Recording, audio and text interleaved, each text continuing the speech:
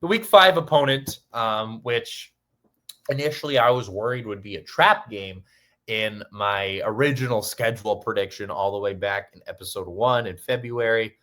It is the USC Trojans that we are going to be talking about today. So after the Illini play that big game week 4 in Bloomington against the Indiana Hoosiers, they will travel back home the following Saturday on September 27th and close out the month against the Trojans of USC. Big thing I noticed here, first of all, I don't know what just fell. There's a football helmet, or it's just a 49ers. That's fine. But so the 2 weeks before USC travels to the Illini, they will be playing at Purdue week 3, so in the Midwest, then flying all the way back to LA to play a home game against Michigan State, and then flying all the way back to the Midwest to Champaign to play our Illini. That's an awful travel schedule. I don't know why they're going back and forth between the Midwest and LA. That's awful. I mean, that's what you get when you're a West Coast team that joined a conference. There's only 3 other West Coast teams. Everyone else is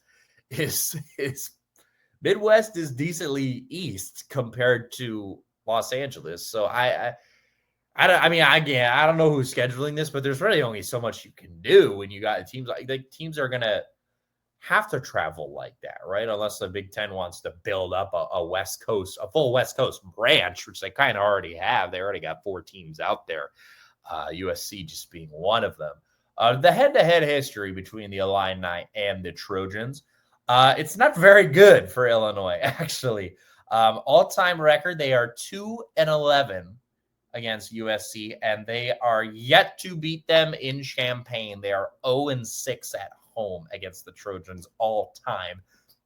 They have not met since, again, this is only USC's second year in the conference. So they have not met since January 1st, 2008 on New Year's Day, when they played USC in the Rose Bowl.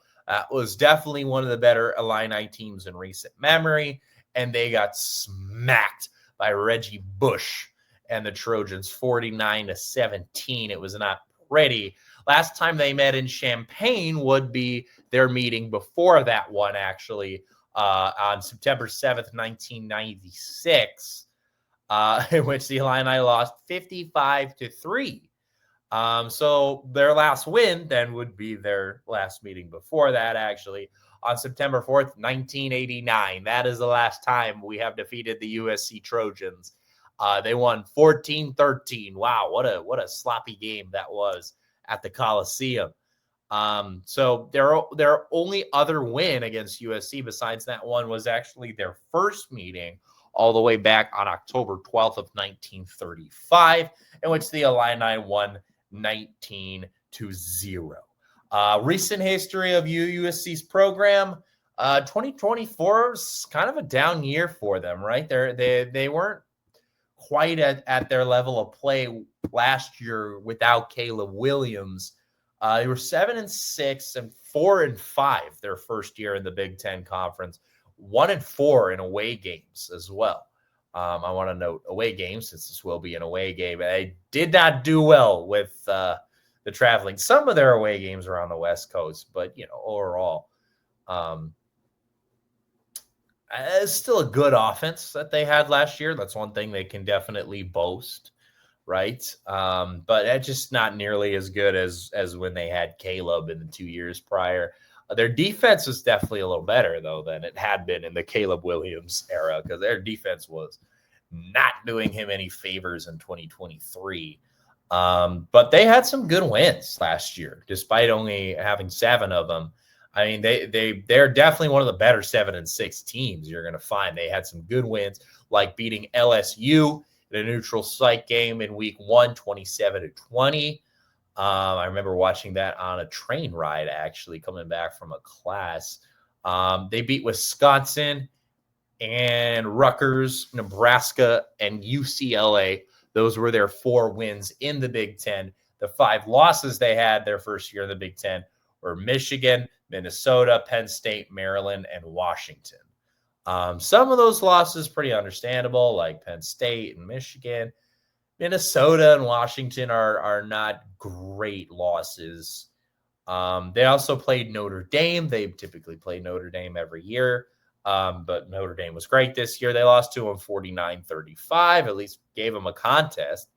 And then they went on to play in the SRS Distribution Las Vegas Bowl, everybody's favorite. They beat Texas A&M in that one 35-31. I remember watching that one as well. That was a pretty cool game because they scored like last play of the game to win it. 2023, then, this was their second and final year of Caleb Williams. They were 8-5, so only marginally better despite having a Heisman caliber player, even though he didn't win the Heisman that season. 5-4 their last year in the Pac-12 and 3-2 away, so a lot better away. They scored a ton of points that year, right? 9 games with 40, 9 out of 13 games, they scored 40 or more. A lot of those, they broke 50. They even broke 60 at one point. Never scored less than 20. Their defense just absolutely sold that year. Like there were so many games where they scored like 30 plus something points and lost. I mean, obviously, they again 9 games with 40 plus wins. They had a game where they scored 49 points and lost. Like you just can't make this stuff up. They did win their bowl game that year, though. They beat Louisville in the DirecTV Holiday Bowl. Year before that, 2022. Now that was the Heisman year, and they were dang good. 11-3, 8-1 in the Pac-12, 4-1 away. Similar scoring tendencies. The defense was a little better.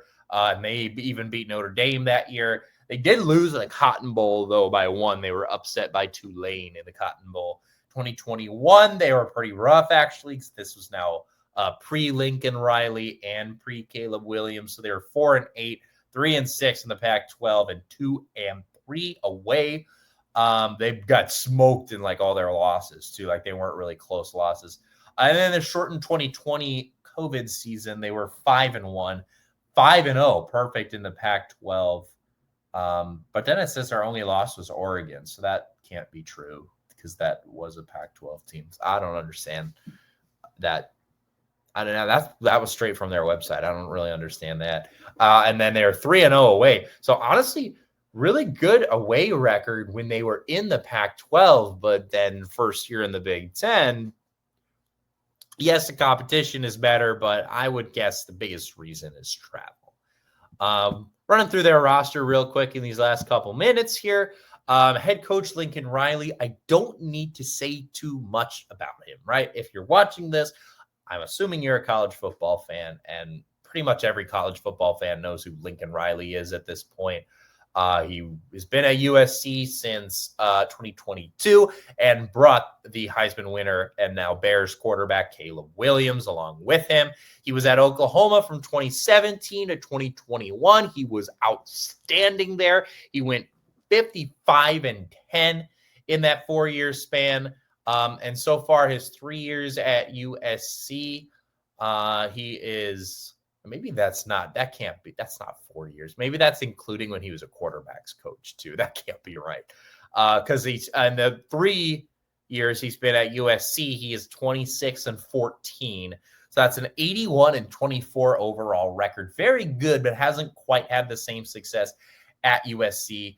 He's produced a lot of great quarterbacks though, while he was at Oklahoma.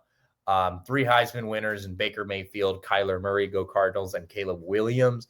And he also coached Jalen Hurts there for a bit. So overall, pretty good. He's an absolute quarterback whisperer. Their quarterback situation is somewhat in question, though, when looking at their roster. They've got Jaden Mayava, who was the starter at the end of the year, and he is their projected starter going into the 2025 season. He definitely has some competition, though. They got Hassan Longstreet, really, really good 5-star quarterback. They have a really good recruiting class coming in this year. The main highlights of their roster, besides the quarterback position, though, Jacob Lane, and I think I wrote his name wrong. Did I write My Lemon? That's not his name, bro.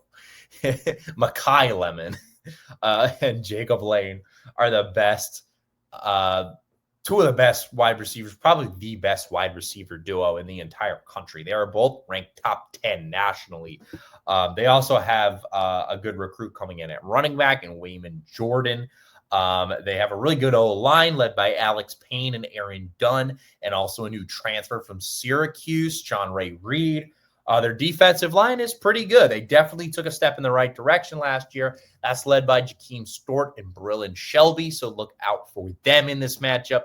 And a lot of other really good recruits to fill out the rest of the depth of their roster, right? They had a great number 15 class nationally coming in 2025. Including Tristan Castro and Alex Graham on the defensive end to help out linebacker Eric Gentry and safety Kamari Ramsey, who will be leading those units. So overall, USC did definitely take a step back last season, but I think they're definitely back on the way up, right? A great recruiting class for them. So they've got a pretty young team overall. They don't have a ton of experience, and truly, that's just, if you know anything about this Illinois roster, that's just not a recipe for success against these Illini. And especially if the Illini lose to Indiana the week before, which I don't think they will, but it's very possible. I think they could smoke USC. I originally predicted this as a trap game back in February, but looking at this team's inexperience on paper and how they're kind of pretty up and down, I no longer see it. I really don't. On paper, this should definitely be an Illini win. They have all the experience and that travel stuff I mentioned before. They're just going to be going back and forth between LA and the Midwest before this game. So they're going to be just jet lagged and exhausted by the time this game rolls around. So between those two factors, really, those are really the only two factors changing my decision, because those are two really big factors.